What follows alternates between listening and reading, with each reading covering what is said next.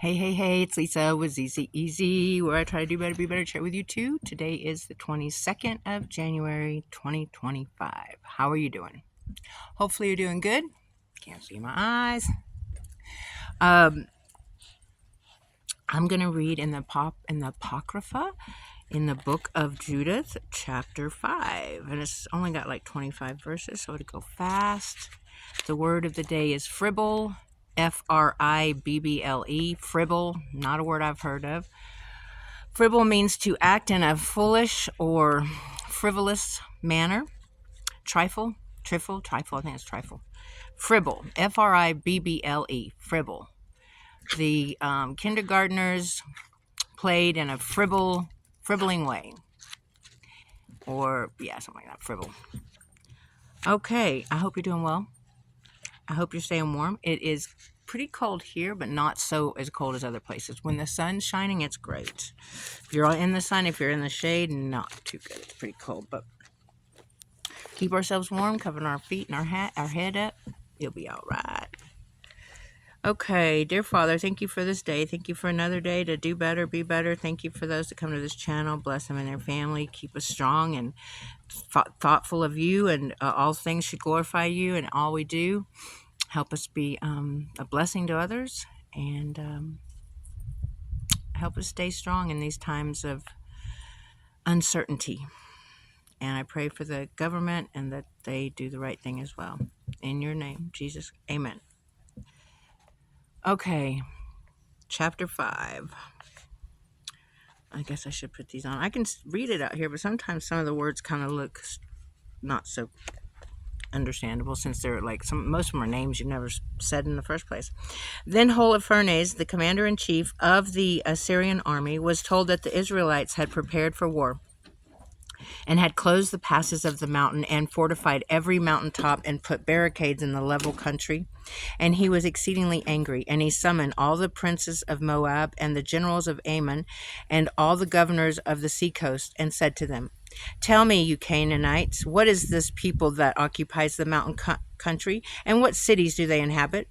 How large is their army, and in what does their power or strength lie?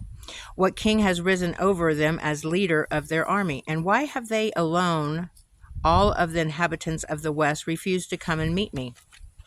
Then Achior, the commander of all the Ammonites, said to him, "Now let my lord hear what is said by the mouth of your servant, and I will tell you the truth about this nation which inhabits this mountain region near you.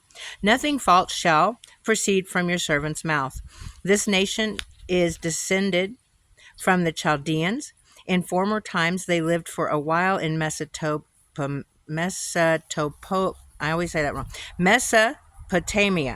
because they would not follow the gods of their forefathers who were in the country of the Chaldeans.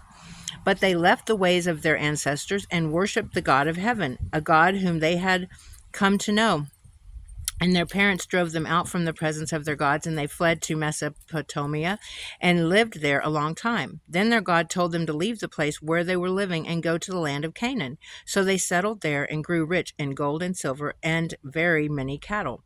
Then they went down into Egypt, for a famine spread over the face of the land of Canaan, and they stayed there until they were grown up. There they became a great multitude. Their nation could not be counted. The king of Egypt took measures against them and took advantage of them, making them work at many bricks.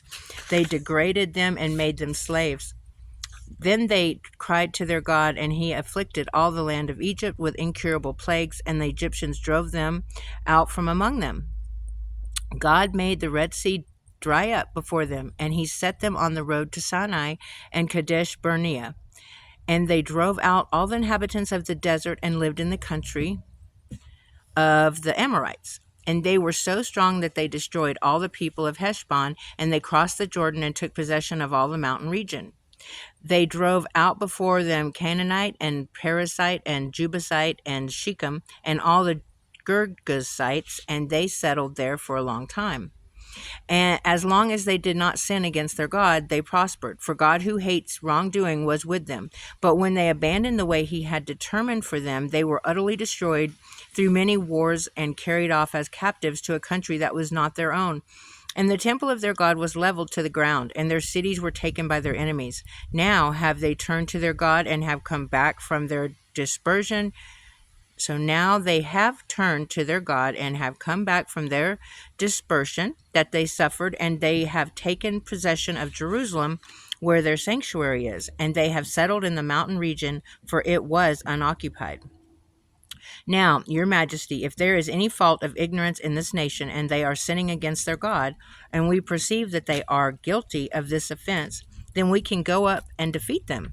But if there is no disobedience to law in their nation, then my Lord must pass by them, or their Lord will protect them, and their God defend them, and we shall be disgraced in the eyes of the whole earth. When Achior finished saying these things, all the people who stood around about the tent objected, and the officers of Holofernes and all the inhabitants of the seacoast and of Moab advised putting him to death. For they said, must not be afraid of the Israelites, for behold, they are a people with no strength or might in real warfare. So now we must advance, and they will be devoured by all your army, Lord Holofernes. So that is the end of chapter 5. Tomorrow will be 6. I did see yesterday that there's a Bible that's from 1611 that had 82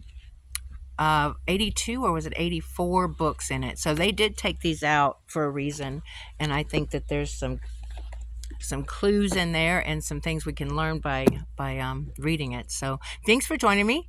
I hope you have a wonderful rest of your day, and until tomorrow, God bless. Stay warm. Goodbye.